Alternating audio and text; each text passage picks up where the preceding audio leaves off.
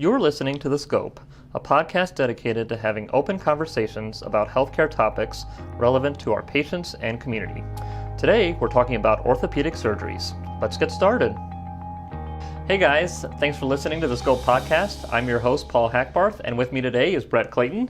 He's a physician assistant with our Phelps Health orthopedics team. Welcome to the show. Thank you. Happy to be here. Yeah, we're glad to have you with us. So Brett, I think this is your first time on the Scope podcast, so why don't you tell us a little bit about yourself? Sure. So I've been a PA or a physician assistant since 2012.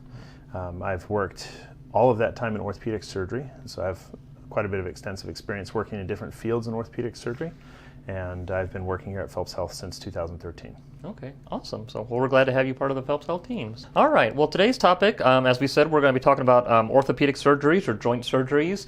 So Brett, kind of as an overarching question, can you tell us what kinds of orthopedic surgeries do we perform here at Phelps Health? Sure. So the nice thing about orthopedics is there's a wide variety of things that we can do to help patients, and it can be anything from hand surgery all the way up through to hip and knee and foot and ankle surgery. The only thing we don't do here surgically is back surgery or neck surgery, spine surgery. That and a few other mild or minor things. Otherwise, we can cover most orthopedic treatments here, whether it's nerve or muscle or bone or joint related, we can cover and handle most surgeries here. Okay, so everything, the knees, hips, shoulders, kind of like the song. We can replace pretty much any joint that you have. So. Awesome. Okay, and then are some orthopedic surgeries minimally invasive? Were they require just small incisions and things like that? Can you kind of explain? So yeah, absolutely. So we do have surgeries like joint replacements that still require a larger incision in order to get everything inside and do the surgery. But many of our surgeries do have smaller incisions, especially what we call arthroscopies, so knee and shoulder arthroscopies, where we can repair a rotator cuff, we can repair an unstable shoulder or repair an ACL or other ligaments in the knee, and we can do that all through small portal holes that some of them are too small to put a finger in, so we can, with 2 or 3, sometimes 4 little holes, we can do a very major surgery and have much better cosmetic outcomes. Okay, yeah, that's very good. I know some people are kind of worrying about scarring after a surgery or things like that, so that's good to know that there are options out there depending on the case. So. Absolutely. Alrighty, so Brett, can you kind of explain who would be a good candidate for an orthopedic or joint surgery? So orthopedic surgery in general is not a surgery other than for big injuries, car accidents and fractures, things like that, where a lot of the surgery is elective. So a lot of orthopedic surgery is directed towards quality of life and improving what we call ADLs or activities of daily living. So people struggle with simple tasks like gardening or even reaching things in cabinets or walking upstairs. So quality of life diminishes when we have injuries or we have chronic problems. And so orthopedic surgery is all about improving quality of life, improving function, and helping us to be as comfortable as we can be and do as much as we want to do. Okay, so kind of getting back to those activities that you can do and the activities that you enjoy, like you said, gardening, cycling, all those activities. Absolutely. Anything that you would normally want to do and you're not able to do it because of either an injury or a chronic problem, the goal is to get you back to doing what you'd like to do. Awesome. How do orthopedic providers and patients decide whether surgery or another treatment option is the best treatment? So, for example, would surgery usually be the last option in a lot of cases? Usually in orthopedics, we try a stepwise treatment plan. So the goal is to start, if you look at it like stairs, start as conservative as you can and then get to that point with surgery. Sometimes those patients come to the office and they've had a fair amount of conservative treatment and the only choice is surgery. Other times they come to the office and they haven't really had any treatment, and so we try and keep conservative measures as much as possible, but you get to a point where you have to decide, can you live with what you're dealing with, or do you just need to fix it? And when we get to that point, then we recommend fixing them and doing our best to get them back to what they were. Okay. We can't promise to make people feel like they're 16 or 18 again, but the goal is to get them back to the normal activities and have either no pain or significantly less pain so that they can do what they want without medication. Okay, that's great. So before we move on to surgery, you mentioned some of the conservative treatments. What would be some examples of maybe options besides surgery to help with joint pain? We have an excellent physical therapy department here. They work very closely with us on a regular basis, and we're in good communication with them.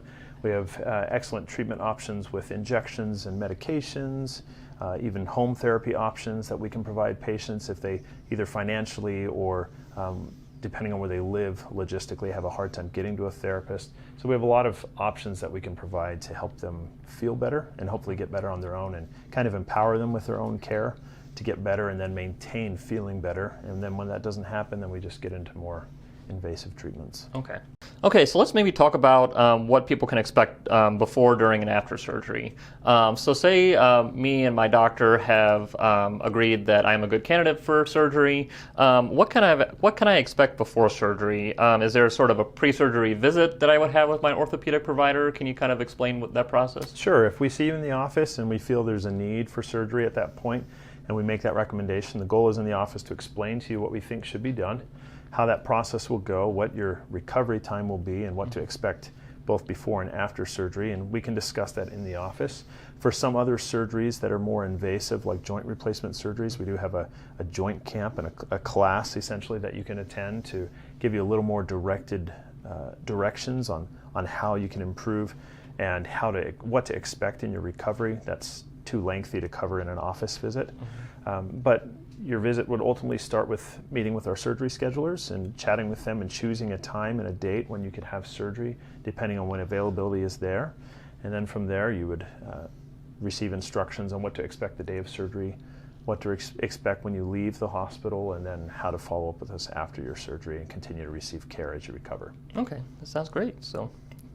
And then, Brett, who would be some members of my care team kind of throughout this whole surgery process, from nurses to the surgeons? I know there's a lot of other staff involved too. So there are. So as a PA, I have, or a physician assistant, I have direct care with patients. I see patients in the office, I see patients in the hospital, and I also assist in surgery. I work directly with Dr. Potter, and so I'll be part of that care team as well. I'm happy to answer questions. I'll call patients back. The nurses in the office also, when there are questions, and if people have access to my chart now with Epic, they can actually email us and almost text questions to us, and we can respond much faster a lot of times when we do it that way than just through phone calls, because our phones are very busy. And so we'd encourage people to use my chart and get online and communicate with us electronically that way, and we can respond faster. Patients can even send us pictures of something they're concerned to look at, so that we can look at it and tell them how their incision is doing or how they're healing. So, but there's lots of different ways for us to better communicate with them. Yeah, so yeah, my chart is a great app. I use it a lot. So yeah, like you said, it's so easy to just, like you said, text your doctor or care provider, and that's so yeah. You kind of talked about let's kind of transition to the day of surgery. So what can I expect on the day of surgery? Can you kind of walk us through the process? I know each surgery is going to be different depending on the individual, but like, where do I go for surgery? How long does surgery usually take? Can you answer some of those questions? Yeah, some of those questions we can answer ahead of time. Some we can't, and some of that we won't know the answer either until the week just before surgery, when we have a final rundown of the surgeries that will be performed that day. Some surgeries could be as short as 10 minutes or 5 minutes even. Some surgeries could be as long as an hour or two. And so we'll give personalized directions on how long to expect. Usually a member of the anesthesia team will also be in touch with the patient and discuss with them timing and care, and what we call perioperative care, or care in the operating room, and then care in the recovery. We have excellent ways to help control pain for some of the more major surgeries, where we provide something similar to an epidural for when you have a baby, but for an arm or for a leg specifically, to help control pain for a few days. And the day of surgery, usually when you come to the hospital, you'll be there a couple hours early, and if it's a shorter surgery, you could be going home within an hour or two of arriving. If it's a longer surgery, you may be in the hospital for a day or two, and that's a possibility as well. So it's all very directed per procedure. Okay, so yeah, I think that's a common question, is when people are thinking about or considering knee surgery or hip surgery or things like that, how long will I have to stay in the hospital for? Yeah, like you said, I know some days it's 1 or 2, some days they can go home, you said, the same day. They can. An outpatient. They can, cases. And it's our goal to get them out of the hospital as fast as possible. Everybody seems to do better when they're in their home and when they're comfortable. And so we do our best to keep them out of the hospital as much as we can, but also keep them in the hospital when it's for their safety and when we feel like they really need extra help with the therapist in the hospital or extra nursing care to get them to be in a position where they can safely go back home. So. Okay, that's great. I think another question a lot of people have when getting a knee or hip or, like I said, shoulder, any sort of joint surgery, what can patients expect as far as pain after a surgery? So they can expect pain. Okay, so that's realistic. Joint replacement surgery is a difficult surgery. It can be difficult to recover. We have a lot of modalities or treatment options to help with that recovery, though, and some of the newer options that we use that are very modern and very cutting edge to help control pain really help with reducing the need for pain medication and make therapy easier. And so it's all about pain control. Completely being rid of pain is very difficult, but the goal is controlling your pain so that you can function, so you can do everything you need to do, and so that you can be successful with your therapy and your recovery. So it takes time, and joint replacement can be a little bit more of a marathon than a sprint for your recovery, but the vast majority of patients are very happy once they've had it done. Okay, awesome. Yeah, I like the metaphor of the marathon. It's going to be a long term, but eventually you can get back to that. Takes time, but it's when you've been hurting for years. A couple months of patience, and you'll be very happy after that. So. I like that. So okay, so. Alrighty. Another question I think a lot of people have about joint surgery is whether or not they'll need physical therapy after surgery, and if soon, how soon would patients begin therapy, maybe physical therapy after surgery? So. There are specific protocols that we follow for recovery for joint replacement surgeries. Some require more therapy than others, and some may not even require any therapy. It's very patient dependent, and it's also dependent on the surgeon and the provider that performs your procedure. So it's tailored to the patient for what they need. Generally speaking, after a joint replacement, you can expect at least 6 weeks of therapy, sometimes less if they don't need it. And it also depends on the type of joint, whether it's a shoulder or a knee or a hip. But therapy is a mainstay of recovery, because doing therapy is what allows us to make more rapid recovery, better pain control, and getting back to our normal activities faster. So. Okay. I think you sort of touched on this next question a little bit, but if there's anything more you want to add. But how long does recovery take after a joint replacement? I know we said it's more of a marathon than a sprint, but when can people go back to maybe doing some of their normal activities after a joint surgery? So. I think it's realistic to say that most people are feeling better at 6 weeks. We usually will see you back in the office after 2 weeks after surgery, just to get a feel for how you're doing. We'll take a new x-ray in the office frequently to see how the replacement looks. A lot of times we can print out a copy of that x-ray and give it to you, so you can take it with you and just see what you've earned, okay. what you've gained. Okay. And I think 6 weeks is a realistic time frame. Some people do much better. Some people need a little more time. And it can depend on your age, your overall health, the severity of your joint that needed to be replaced. But most people by 6 weeks, I think, are feeling pretty good and are starting to feel good that they had it done and are making good progress and are happy with where they're going. So. Okay, so all right, well, sounds good. So again, going back to that, if you can have that patience, so to do that. Yeah, so, unfortunately, but it really does make a big difference. I feel like probably 75% of joint replacement surgery is mental. And a lot of it is understanding that it's not a quick recovery, it takes time. And if you can keep that in mind and think, a week or two back, how was I doing, and how was I doing, and that will help you keep in perspective your progress and how you're feeling, and know that you really are doing better. It just takes time. Yeah, so I really like that. Either maybe journaling or just somehow keeping track of maybe absolutely. Say, hey, this is things I can do now that I wasn't able to do last week or something. Absolutely. Like that. And I ask patients all the time when they come in, I said, how are you feeling now compared to 2 weeks ago? Yeah. How are you feeling now compared to a month ago? Are you walking better? Are you getting up and down better? Yeah. Even though you're still having pain, a lot of people will say, oh, well, I'm more mobile. I don't need my cane as much. I don't need the walker as much. I'm happier, and a lot of times it's a gradual change that they notice, and when that change comes, that you remind them of that and say, oh, well, I really am using my arm more than I was a couple weeks ago, and you get stuck in the recovery and don't realize that you're better, and so it just takes time and takes effort and patience. Okay, I love that, yeah. So earlier I asked a question about minimally invasive surgery. Some people, again, are worried about scars after surgery. Is that...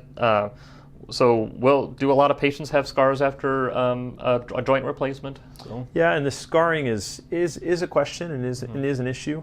We try to use sutures or the string that we tie you up with, basically, essentially, as we close your knees up or close your hips up, as least invasive as possible. We try to do stitches that don't show through the skin, so that we don't have staples to remove or don't have stitches to remove on the skin, and it gives it a better cosmetic appearance, and overall the patients are happier.